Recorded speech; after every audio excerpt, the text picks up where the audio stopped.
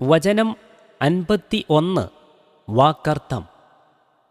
വ ഇന്നഹു നിശ്ചയമായും ഇത് അത് ലഹക്കു യാഥാർത്ഥം സത്യം കാര്യം പരമാർത്ഥം തന്നെ അൽ യഖീൻ ദൃഢമായ ഉറപ്പായ وَإِنَّهُ لَحَقُّ الْيَقِينِ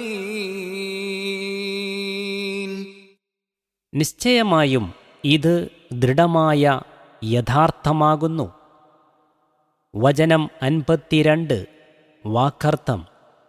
ഫസബ്ബിഹ് ആകയാൽ തസ്ബീഹ് ചെയ്യുക, സ്തോത്ര കീർത്തനം ചെയ്യുക, പരിശുദ്ധപ്പെടുത്തുക.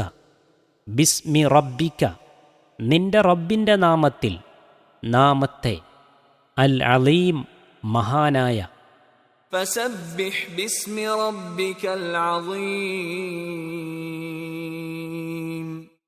ആകയാൽ നീ നിന്റെ മഹാനായ റബ്ബിൻ്റെ നാമത്തിൽ തസ്ബീഹ് അഥവാ സ്തോത്രകീർത്തനം ചെയ്തുകൊള്ളുക.